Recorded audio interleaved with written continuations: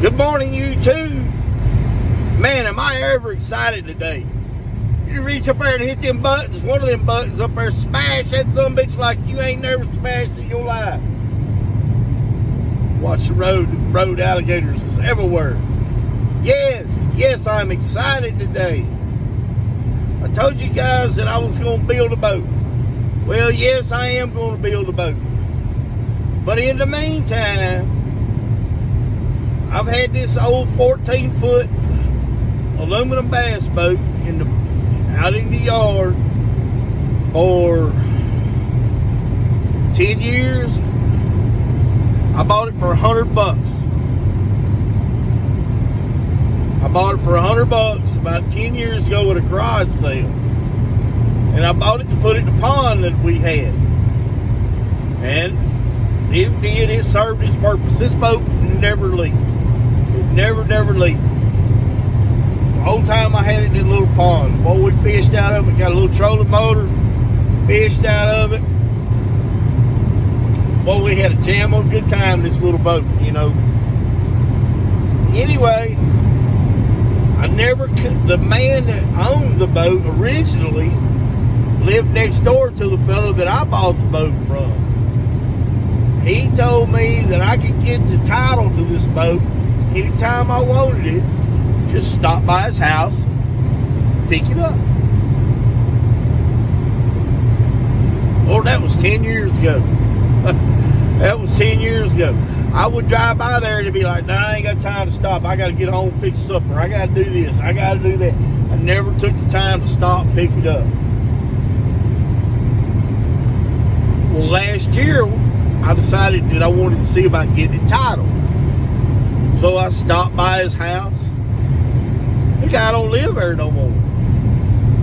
What in the world? Why would this man move from this fine place? Well, come to find out, the man had a divorce, and him and his wife, they sold things and split things up, this and that and that and this. And it was like, oh, okay. Well, I didn't know all this, but I did not know his name. But I did know that I bought the boat, and I knew it wasn't stolen or anything else, that it did have a title. So I went out in the chicken pen and I took a picture of the side of the boat where the TX numbers are at, the registration numbers, and you can just barely make it out. I mean, just barely make it out. And they were faded. All the paint was flaked off of them, and this and that and that and this. So, took a picture of it, zoomed in on it, and decided, okay, well, this is a Z, and this is a T, and this is a 3, and you know. I took the serial cap, was just about to fall out of the boat, pushed in with some thumbtacks. Whenever they built the boat, they put the serial number plate and everything into the transom. Okay, it's just a plywood transom on this boat. The plywood was rotten so bad it was just about to fall out. So I reached in with my fingers and pulled the tacks out. That's how bad rotten it was.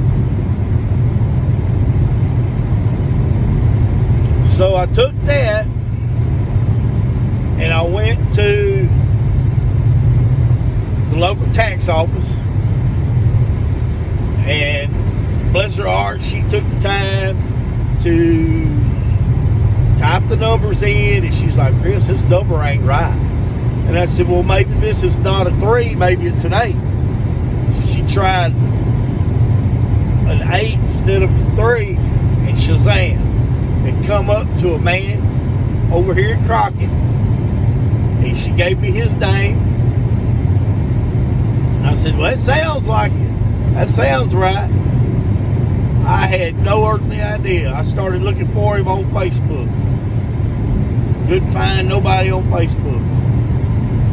So I called a good friend of mine. He lived in the area for years. and he knew this guy personally because this friend of mine used to be my boss, and he was there whenever I bought the boat. And whenever he said, yeah, old Jimmy, he could get that. He got the title for it. He says, I'll vouch for it. And I said, okay. So I called my friend. My friend said, yeah, that's his name. That's his name. Yeah. Yeah. I said, how can I get a hold of him? And my buddy says, man, he's still around Crockett. He said, got divorced. And he said, if you call this such and such place, he said, he worked there for 30-something years, and he probably goes in and out of there all the time. He said, if nothing else, you can call them, and they'll eventually pass along your number. And I'm like, man, that's a pain in the butt. I said, okay. So I took that information, put it in my back of my mind, and I said, okay, well, if that's his last name, let me just keep searching for him. I do a record search, I'll do this, I'll do that. And I did a Facebook search over in Crockett for this guy's name. And it pulled up a whole bunch of people, and I just did the search on the last name, not on his first name or anything like that.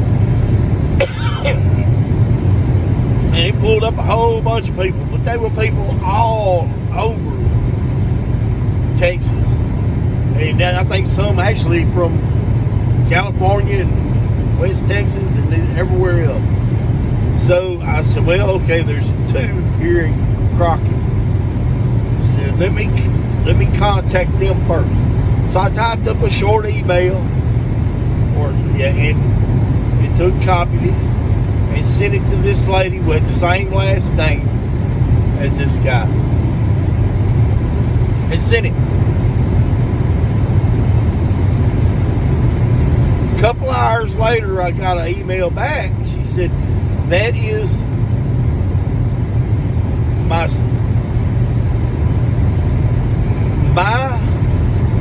husband's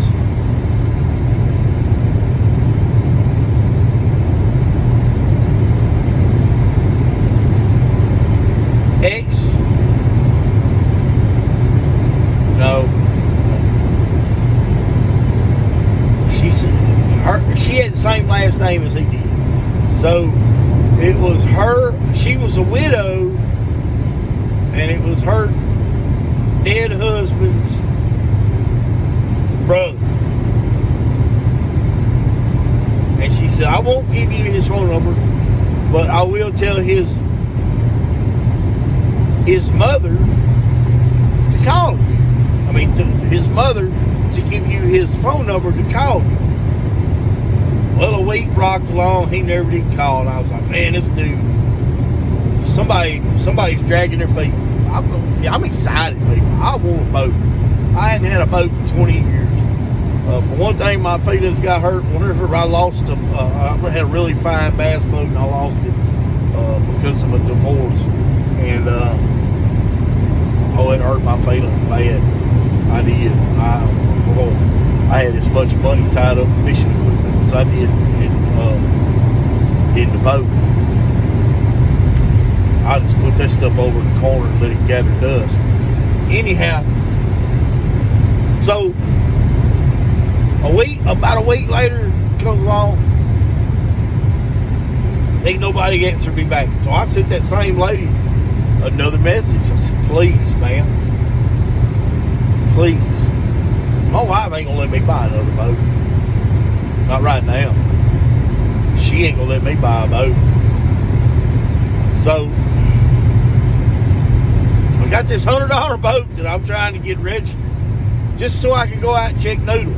Just so I can go out and run noodles and go out and park on the edge of the lake and fish. So a week later, I sent this email back, and she said, hold on a minute. And she said, I'll see what's going on. I said, thank you so much, man. And the next, in about 2 hours later, she said me a message, and it had his phone number on it. She said, everybody's cool, be giving you this number, you just call him, and da-da-da. Thank you so much. Thank you, thank you, thank you. So I give this cat a call. I get his answering machine. And I leave him a message, and he called me back the next day, and he says, man, you know what? We got to talking. In fact, I'm going right by this old house right now. He says, me and my wife got divorced 3 years ago. We really ain't spoke a whole lot since then. But she called me back yesterday and talked to me better. Called me yesterday and talked to me better than she has in years. And she said that she had opened up the title box that they had all their titles and stuff in, and she had that boat title, and she wanted to know if he wanted it. He says, yeah, hang on to it for a little while. And that was the day or two before. So he said, I'll call her and see what I can do, and I'll call you back in just a little while and let you know. 20 minutes later, he called me back and said, hey man, you can come over and pick up his title one day this week. I'm on my way. I'm on my way, man. I got to go. I am so pumped. I got to put a new transom in the boat. I got to buy a plug for it. And I need to build a deck up on the front, a casting deck. And I got a trolling motor. Hopefully it works. Hopefully it does. I think it's like a Bigfoot trolling motor. I can't remember. It's a hand steer. So I mean, I'll be in business. A couple of batteries, I go check it. I go noodling, you know. So I get the title of the boat, then I got to go get it. I got to go get it registered. Go get the title transferred over into my name and get it registered. Because in Texas, if you do not have a title, you will not get registration for a boat. You absolutely will not get registration for a boat. You remember that. Do not buy a boat without a title. Not unless you want it just for parts. But there we go. Woo! Oh, I'm excited. So y'all follow along, because I'm gonna do some things to this boat. I'm gonna camo it, you know, get it kind of ready for like a little bit of duck hunting, a little bit of this, a little bit of that, a little fishing, a little duck hunting. And so I got to rebuild the transom. I got to mount this this trolling motor. I got to put running lights on it, because I'm definitely going to be out after dark. And I got to outfit it. So I mean, there's going to be a little bit of work going on to get it in the water, just to get it in the water. And so we're going to go from there, and hopefully by time catfish the ops start running this fall, we'll have it in the water, and we can go noodling and catch us some of them big ops. Yeah, baby. Yeah, that's what I like to do. And maybe do a little duck hunting, a little trot lining. I'm a fisherman.